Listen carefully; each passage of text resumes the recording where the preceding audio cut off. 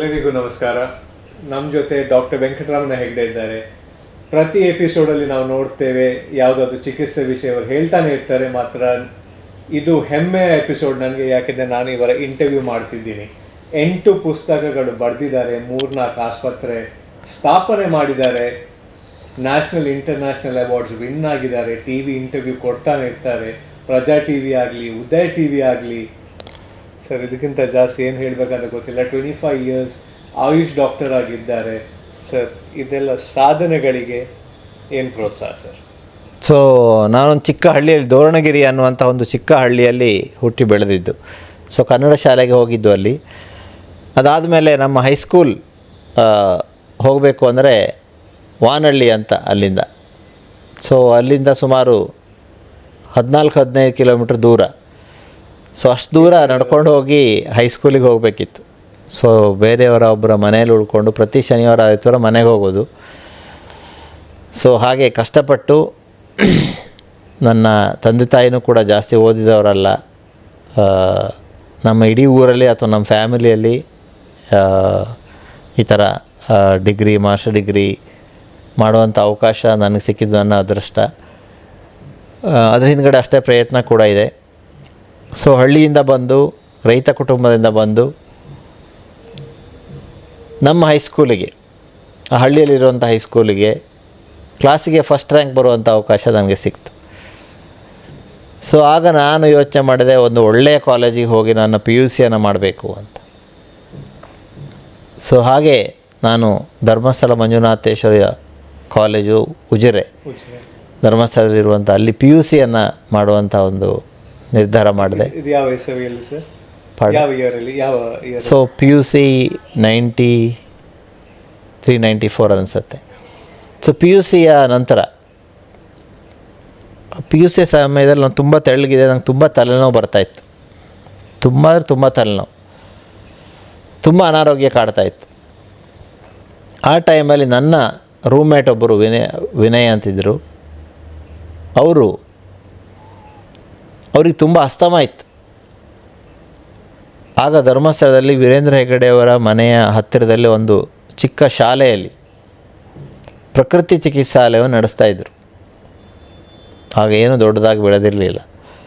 ಅಂಥ ಟೈಮಲ್ಲಿ ಆ ಪ್ರಕೃತಿ ಚಿಕಿತ್ಸಾಲಯಕ್ಕೆ ನನ್ನ ಫ್ರೆಂಡ್ ಹೋಗಿ ಅವನಿಗಿರುವಂಥ ಅಸ್ತಮವನ್ನು, ಅವನಿಗೆ ಮತ್ತು ಅವನ ಅಮ್ಮನಿಗೆ ಇರುವಂಥ ಅಸ್ತಮವನ್ನು ಸಂಪೂರ್ಣವಾಗಿ ಕಡಿಮೆ ಮಾಡ್ಕೊಂಡು ಬಂದಿದ್ದನ್ನು ನಾನು ಕಣ್ಣಾರೆ ನೋಡಿದೆ.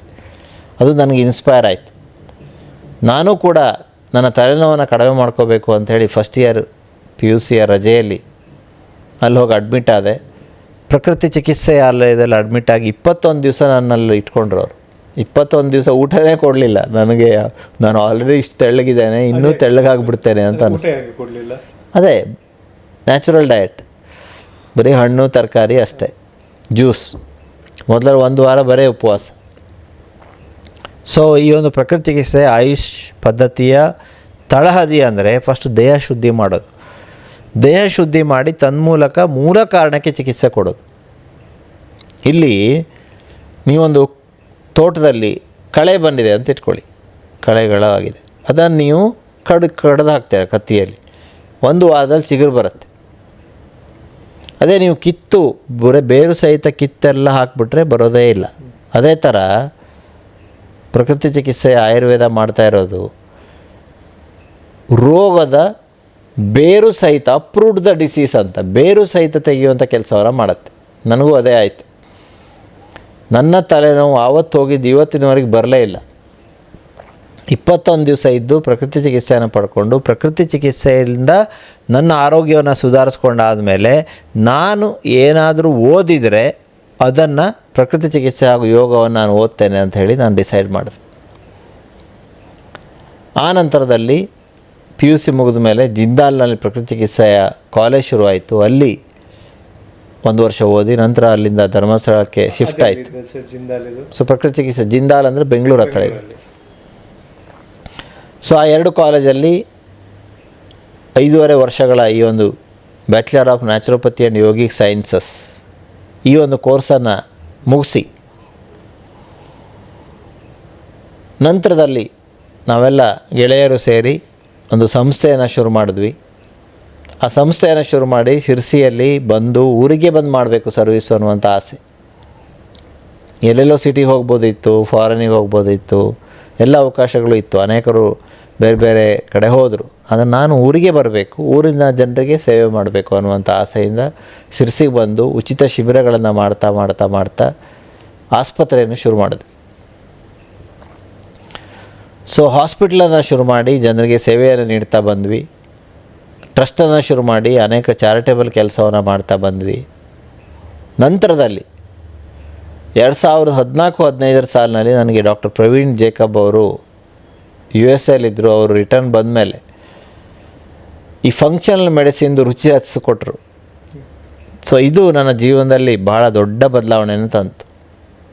ಸೊ ಆ ಒಂದು ಬೇಸನ್ನು ಇಟ್ಕೊಂಡು ನಿಸರ್ಗ ಮನೆ ಆಗಿರಬೇಕು, ಸಾಧಕರಾಗಬೇಕು, ನಮ್ಮ ಮನೆಗೆ ಬಂದವರು ಸಾಧಕರಾಗಬೇಕು ಅಂಥೇಳಿ ಕಾಡಿನ ನಡುವೆ ಒಂದು ತೊರೆಯ ಒಂದು ಹೊಳೆಯ ಸುತ್ತಲೂ ಹೊಳೆ ಹರಿತಾ ಇದೆ, ಅದರ ಮಧ್ಯೆ ಕಾಟೇಜಸನ್ನು ಮಾಡಿ ನಮ್ಮ ಮನೆಯನ್ನು ಅಲ್ಲಿಯೇ ಮಾಡಿ ಶಿರ್ಸಿಯಲ್ಲಿ ನಿಸರ್ಗ ಮನೆ ವೇದ ವೆಲ್ನೆಸ್ ಸೆಂಟರ್ ಅನ್ನುವಂಥ ಒಂದು ಆಸ್ಪತ್ರೆಯನ್ನು ನಾವು ಶುರು ಮಾಡಿದ್ವಿ.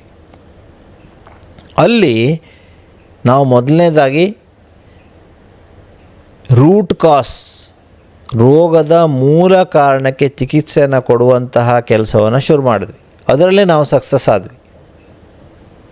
ರೂಟ್ ಕಾಸ್ ಅದು ಫಂಕ್ಷನಲ್ ಮೆಡಿಸಿನ್ ಅಂತ ಫಾರಿನಲ್ಲಿ ಫೇಮಸ್ ಆಗಿದೆ. ಈ ಫಂಕ್ಷನಲ್ ಮೆಡಿಸಿನ್ ಅಂದರೆ ಏನು ಅಂದರೆ, ಈಗ ಕಣ್ಣಿಗೊಂದು ಕಸ ಬಿದ್ದಿದೆ. ಸೊ ಟಿಶ್ಯೂದಲ್ಲಿ ಕಣ್ಣನ್ನು ಒರೆಸ್ತಾ ಇರ್ತೀವಿ, ನೀರು ಬರ್ತಾ ಇರುತ್ತೆ, ಒರೆಸ್ತಾ ಇರ್ತೀವಿ. ಒಂದು ಸಲ ರಿಲೀಫ್ ಕೊಡುತ್ತೆ, ಆದ್ರೆ ಮತ್ತೆ ಕಣ್ಣೀರು ಬರ್ತಾನೆ ಇರುತ್ತೆ. ಆದರೆ ನೀವು ಬುದ್ಧಿವಂತರು ಏನು ಮಾಡ್ತೀರಾ, ಕಣ್ಣಿನಲ್ಲಿರುವ ಕಸವನ್ನು ತೆಗಿತೀರ. ಇದು ರೂಟ್ ಕಾಸನ್ನು ತೆಗೆಯೋದು ಅಂದರೆ. ಈಗ ಅಲ್ಸರೇಟಿವ್ ಕೊಲೈಟಿಸ್ ಅಂತ ಒಂದು ತೊಂದರೆ ಇದೆ. ಮೋಷನಿಗೆ ಹೋಗ್ತಾನೆ ಇರುತ್ತೆ, ಬ್ಲಡ್ ಹೋಗ್ತಾನೆ ಇರುತ್ತೆ. ಅಲೋಪತಿಯಲ್ಲಿ ಅದಕ್ಕೆ ಔಷಧಿ ಕೊಡ್ತಾರೆ, ಒಂದು ಸಲ ಕಡಿಮೆ ಆಗುತ್ತೆ. ಆದರೆ ಅದರ ರೂಟ್ ಕಾಸ್ ಯಾವುದು? ಹೊಟ್ಟೆಯಲ್ಲಿರುವಂತಹ ಕೆಟ್ಟ ಬ್ಯಾಕ್ಟೀರಿಯಾಗಳು.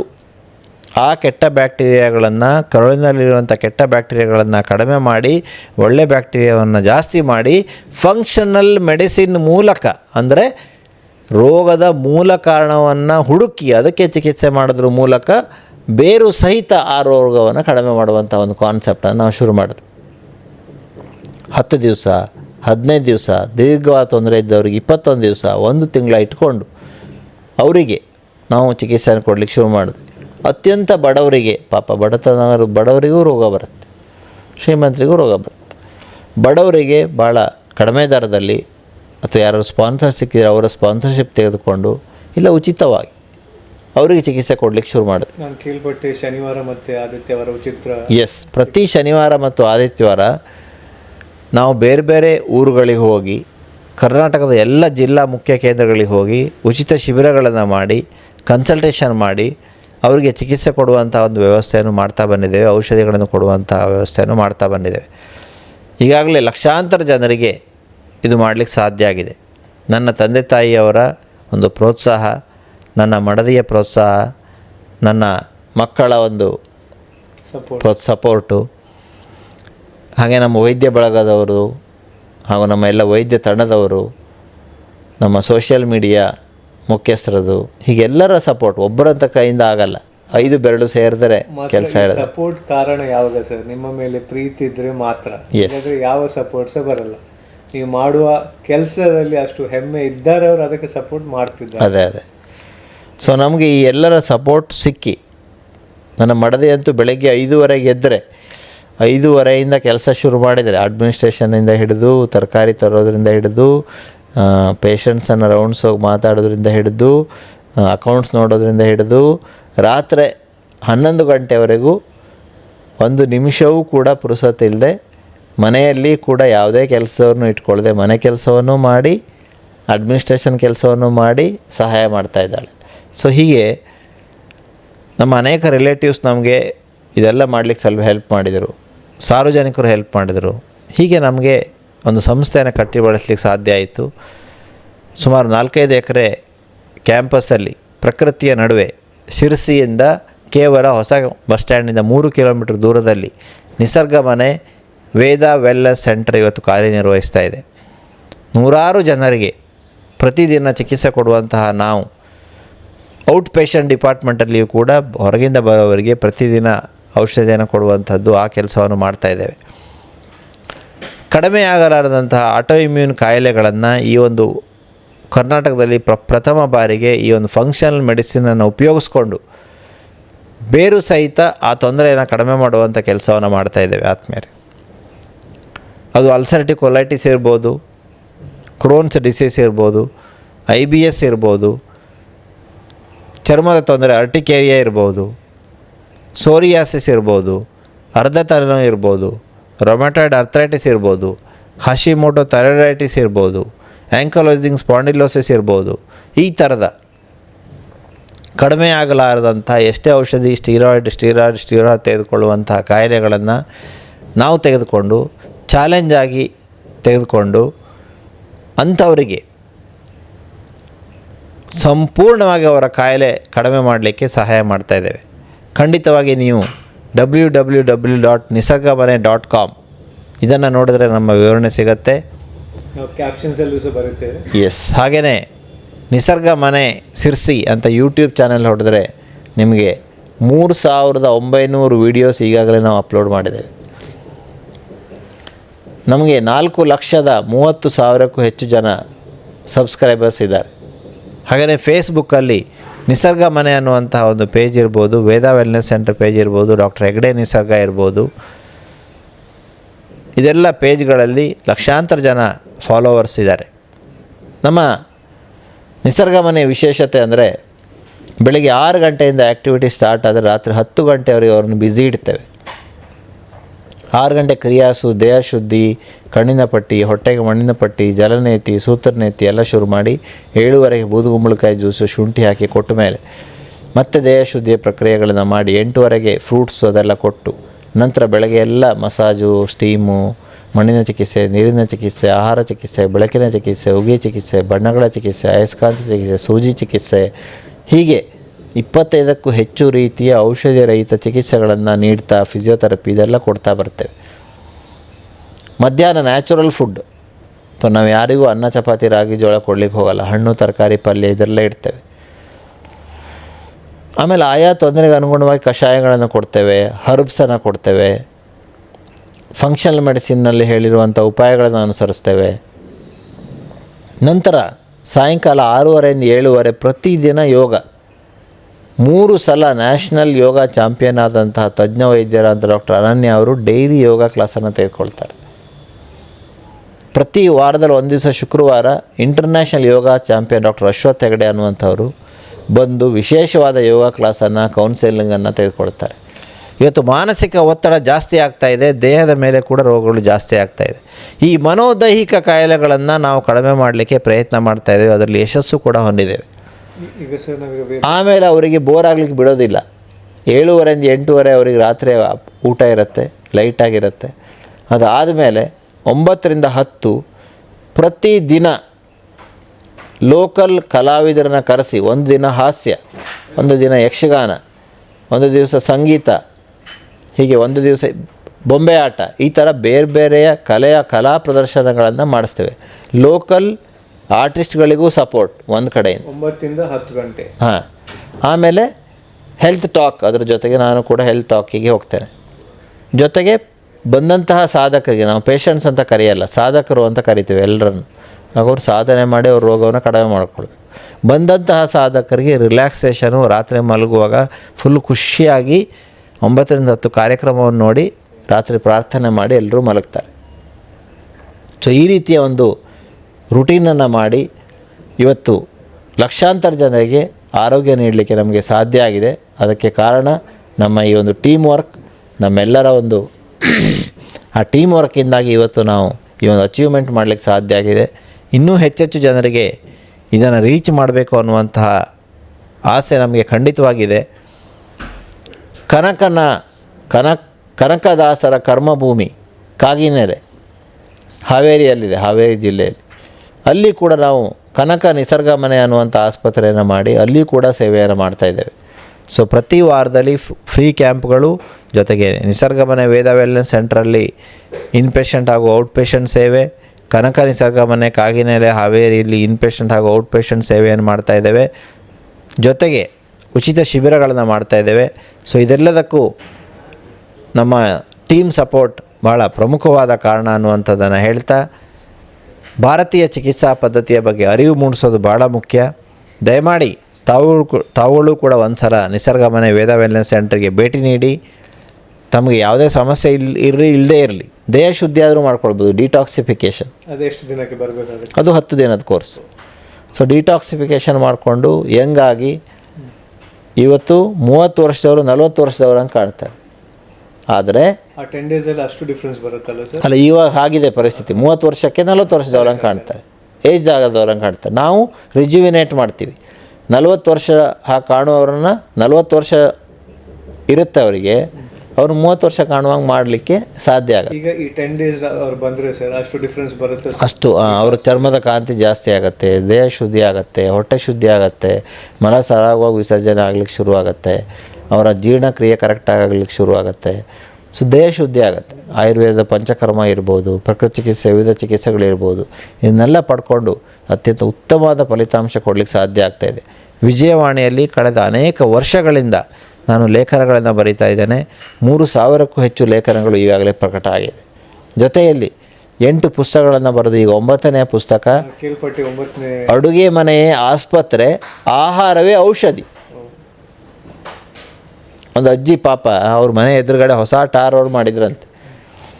ಹೊಸ ಟಾರ್ ರೋಡ್ ಮಾಡಿದ್ದಾರೆ ಅಂಥೇಳಿ ಅಜ್ಜಿ ಹೋಗಿ ಟಾರ್ ರೋಡಲ್ಲಿ ಏನೋ ಹುಡುಕ್ತಾ ಇದ್ರು. ಅವು ನಿಮ್ಮಂಥ ಯುವಕರು ಯಾರೋ ಬಂದು ಸುಮಾರು ಜನ ಸೇರಿದ್ರು. ಅವರು ಹುಡುಕ್ಲಿಕ್ಕೆ ಶುರು ಮಾಡಿದ್ರು. ಎಷ್ಟು ಹುಡುಕಿದ್ರು ಕೂಡ ಏನೂ ಸಿಕ್ಕಿಲ್ಲ. ಆವಾಗ ಒಬ್ಬರು ಕೇಳಿದ್ರು, ಅಜ್ಜಿ ನೀನು ಏನು ಕಳ್ಕೊಂಡಿದ್ದೀಯಾ? ಅಜ್ಜಿ ಹೇಳ್ತು, ನಾನು ಸೂಜಿ ಕಳ್ಕೊಂಡಿದ್ದೀನಿ. ಹೌದಾ ಅಂತೇಳಿ ಸೂಜಿ ಹುಡುಕಿದ್ರು, ಸೂಜಿ ಸಿಕ್ಕಿಲ್ಲ. ಆಮೇಲೆ ಯಾರೋ ಕೇಳಿದ್ರು ಅಜ್ಜಿ ಹತ್ರ, ಸೂಜಿ ಎಲ್ಲಿ ಕಳ್ಕೊಂಡಿದ್ದೀಯಾ? ಯಾಕಂದ್ರೆ ಅಲ್ಲಿ ಕಾಣ್ತಾ ಇಲ್ಲ. ಇಲ್ಲ, ನಾನು ಸೂಜಿ ಅಡುಗೆ ಮೇಲೆ ಕಳ್ಕೊಂಡಿದ್ದೀನಿ. ಇಲ್ಲಿ ಯಾಕೆ ಹುಡುಕ್ತಾ ಇದೆಯಾ? ಅಡುಗೆ ಮನೆಯಲ್ಲಿ ಕತ್ಲೆ ಇದೆ, ಈ ರೋಡಲ್ಲಿ ಬೆಳಕಿದೆ, ಹಾಗಾಗಿ ನಾನು ಇಲ್ಲಿಗೆ ಬಂದಿದ್ದೇನೆ ಅಂತ. ನಮ್ಮ ಪರಿಸ್ಥಿತಿನೂ ಹಾಗೆ ಆಗಿದೆ. ನಮ್ಮ ಆರೋಗ್ಯವನ್ನು ನಾವು ನಮ್ಮ ಅಡುಗೆ ಮನೇಲಿ ಕಳ್ಕೊಂಡಿದ್ದೇವೆ, ಆಸ್ಪತ್ರೆಯಲ್ಲಿ ಆರೋಗ್ಯ ಹುಡುಕ್ತಾ ಇದ್ದೇವೆ. ನಮ್ಮ ಆರೋಗ್ಯ ಪುನಃ ನಮಗೆ ಸಿಗಬೇಕು ಅಂದರೆ ನಾವು ಅಡುಗೆ ಮನೆಗೆ ಮರಳಬೇಕು. ಅಡುಗೆ ಮನೆಯ ಆಸ್ಪತ್ರೆ, ಆಹಾರವೇ ಔಷಧಿ.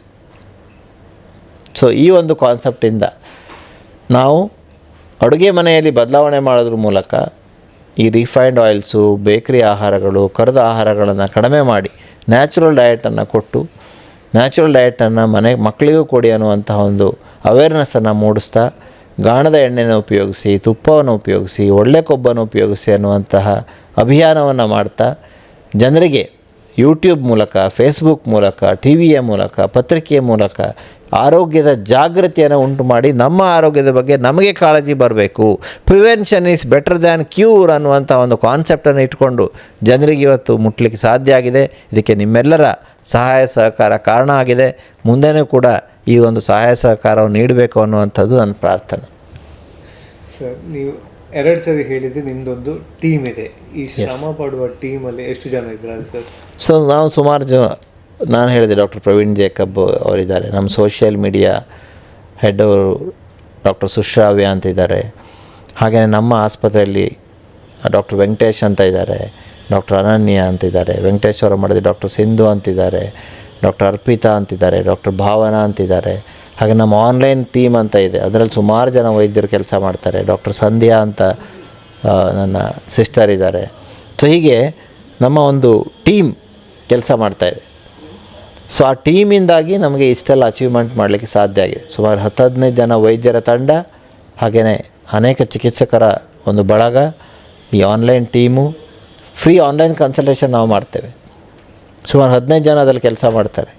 ನಂಬರ್ ನೀವು ಬರೆದಿಟ್ಕೊಳ್ಳಿ, 9487294434. ಈ ನಂಬರಿಗೆ ನೀವು ಒಂದು ಮಿಸ್ಡ್ ಕಾಲ್ ಕೊಟ್ಟರೆ ಸಾಕು. ವೀಕ್ಷಕರು ಯಾವ್ದು ನಂಬರ್ ಹೇಳಿದ್ದಾರೆ, ನಿಮ್ಮ ಮಿಸ್ ಔಟ್ ಮಿನಿ ಆದರೆ ನಾವು ಕ್ಯಾಪ್ಷನ್ಸಲ್ಲಿ ಕೂಡ ಇನ್ನೊಮ್ಮೆ ಬರುತ್ತೇವೆ. ಅದಕ್ಕೆ ಮಿಸ್ಡ್ ಕಾಲ್ ಕೊಟ್ಟರೆ ಫಸ್ಟು ನಮ್ಮ ಸ್ಟಾಫ್ ಕಾಲ್ ಮಾಡ್ತಾರೆ, ಅವ್ರದ್ದು ಸಮಸ್ಯೆನ ಕೇಳ್ತಾರೆ. ಆಮೇಲೆ ಡಾಕ್ಟ್ರೊಟ್ಟಿಗೆ ಅಪಾಯಿಂಟ್ಮೆಂಟ್ ಕೊಡ್ತಾರೆ. ಫ್ರೀಯಾಗಿ ಆನ್ಲೈನ್ ಕನ್ಸಲ್ಟೇಷನ್ ಮಾಡಿ ಆಮೇಲೆ ಅವರಿಗೆ ಔಷಧಿಗಳನ್ನು ನಾವು ಕೊರಿಯರ್ ಮೂಲಕ ಮನೆಗೆ ಕಳಿಸ್ಕೊಡುವಂಥ ವ್ಯವಸ್ಥೆ ಇದೆ. ಈ ಒಂದು ವ್ಯವಸ್ಥೆಯ ಪ್ರಯೋಜನವನ್ನು ತಾವು ಪಡ್ಕೊಳ್ಬೋದು. ಜೊತೆಗೆ ನಿಸರ್ಗ ಮನೆ ಸದಾ ನಿಮಗೆ ಮನೆ ಅಂತ ಹೆಸರಿಟ್ಟಿರೋದು ಅದಕ್ಕೆ, ಆಸ್ಪತ್ರೆ ಅಲ್ಲ. ಇದೊಂದು ಜೀವನ ಶೈಲಿಯನ್ನು ಬದಲಾವಣೆ ಮಾಡುವಂತಹ ಒಂದು ಕೇಂದ್ರ, ನಮ್ಮ ಲೈಫ್ ಸ್ಟೈಲನ್ನು ಬದಲಾವಣೆ ಮಾಡುವಂಥ ಒಂದು ಕೇಂದ್ರ. ಸೊ ಹಾಗಾಗಿ ಖಂಡಿತವಾಗಿ ನೀವು ಇದರ ಪ್ರಯೋಜನವನ್ನು ಪಡ್ಕೊಳ್ಬೋದು ಅನ್ನುವಂಥ ವಿನಂತಿಯನ್ನು ಮಾಡ್ತಾ, ಸೊ ಇಂಟರ್ವ್ಯೂ ಮಾಡಿದಂತಹ ತಮ್ಮ ಹೆಸರು ಹೇಳ್ತಾಯಿದ್ರಿ? ಅಭಿಷೇಕ್ ಶೆಟ್ಟಿ ಅವರು ಇವತ್ತು ಮಂಗಳೂರಲ್ಲಿ ನಾನಿದ್ದೇನೆ. ಮಂಗಳೂರಲ್ಲಿ ಅವ್ರದ್ದು ಇನ್ಸ್ಟಾಗ್ರಾಮ್ ಮೂಲಕ ಅವರು ತುಂಬ ಫೇಮಸ್ ಆಗಿದ್ದಾರೆ. ಸೊ ಅವರು ಇಂಟರ್ವ್ಯೂ ಮಾಡ್ತಾ ಇರೋದು ನನಗೆ ಭಾಳ ಖುಷಿ ಆಗ್ತಾಯಿದೆ. ಅವರಿಗೂ ಕೂಡ ಧನ್ಯವಾದಗಳನ್ನು ಸಲ್ಲಿಸ್ತಾ, ಸೊ ಎಲ್ರಿಗೂ ವಂದನೆಗಳು. ಇವರೇನು ಹೇಳ್ತಿದ್ದಾರೆ ನನಗೆ ಅದಕ್ಕಿಂತ ಜಾಸ್ತಿ ಹೆಮ್ಮೆ ಆಗ್ತಿದೆ, ಯಾಕೆ ನಾನು ಸರ್ ಜೊತೆ ಇದ್ದೇನೆ. ಯಾಕೆ ನಾನು ಮುಂಚೆಯಿಂದ ಖಾಲಿ ಕೇಳಿದ್ದೆ, ಮತ್ತು 25 years ಎಕ್ಸ್ಪೀರಿಯನ್ಸ್ ಆಯುಷ್ ಡಾಕ್ಟರ್ ಆಗಿ ಸಣ್ಣ ವಿಷಯ ಅಂತ ಅಲ್ವೇ ಅಲ್ಲ. ಮತ್ತು ಏನೆಲ್ಲ ಸಾಧನೆ ಸರ್ ಮಾಡಿದ್ದಾರೆ ಅದು ನಾವು ನಾರ್ಮಲ್ ಮನುಷ್ಯರಿಗೆ ಮಾಡಲಿಕ್ಕೆ ಆಗ್ತದೆ ಇಲ್ಲೋ ಗೊತ್ತಿಲ್ಲ. ಯಾಕೆಂದರೆ ಮಾಡ್ತಾನೆ ಇರ್ತಾರೆ. 8 ಪುಸ್ತಕ ವಿಷಯ ಕೇಳಿದ್ದೇನೆ, ಇವತ್ತು ಕೇಳ್ಪಟ್ಟೆ, 9ನೇ ತಯಾರಿಯಲ್ಲಿ ಸಹ ಇದೆ, ಇನ್ನೊಂದು ಸಹ ಬರುವ ಇದರಲ್ಲಿದೆ. ಮತ್ತು 3-4 ಆಸ್ಪತ್ರೆಯನ್ನೆಲ್ಲ ಸ್ಥಾಪನೆ ಮಾಡಿದ್ದಾರೆ. ಮತ್ತು ಎಲ್ಲಕ್ಕಿಂತ ಜಾಸ್ತಿ ಒಂದು ವಿಷಯ ನಾನು ಹೇಳಬೇಕು, ಎಷ್ಟೋ ಲಕ್ಷಾಂತರ ಜನರಿಗೆ ಇವರ ವಿಡಿಯೋ ಮುಖಾಂತರ, ಕಾಲಮ್ ಮುಖಾಂತರ ಎಷ್ಟೋ ಉಪಯೋಗ ಆಗಿದೆ. ಮತ್ತು ಆರೋಗ್ಯ ವಿಷಯ ಯಾವುದು ನಮಗೆ ಗೊತ್ತಿಲ್ಲ, ಈಗ ರೂಟ್ ಕಾಸ್ ಏನು ಹೇಳ್ತಿದ್ದೇವೆ ಅದರ ವಿಷಯ ಸಹ ಗೊತ್ತಾಗಿದೆ. Thank you Venkataramana Hegde sir. ಈ ವೀಕ್ಷಕರಿಗೆ ಈ ಎಪಿಸೋಡನ್ನು ಯಾವಾಗಲೂ ಸರ್ ಇದು ಎಪಿಸೋಡ್ ನೀವು ನೋಡ್ತಾನೆ ಇರ್ತೀರಾ. ಇದು ಇವರ ಪರ್ಸ್ನಲ್ ಎಪಿಸೋಡ್, ಇದು ಸಹ ಎಲ್ಲರ ಹತ್ರ ಶೇರ್ ಮಾಡಿ. ಯಾಕೆಂದರೆ ಲಕ್ಷಾಂತರ ಜನ ಆಲ್ರೆಡಿ ಗೊತ್ತು, ಕೋಟ್ಯಾಂತರ ಜನಕ್ಕೆ ಗೊತ್ತಾಗಬೇಕು ವೆಂಕಟರಮಣ ಹೆಗ್ಡೆ ಅವರ ಅಚೀವ್ಮೆಂಟ್ಸ್. ನನಗೆ ಅದು ಹೆಮ್ಮೆ ವಿಷಯ ಇದೆ. ಥ್ಯಾಂಕ್ ಯು ಸರ್, ಧನ್ಯವಾದ. Thank you.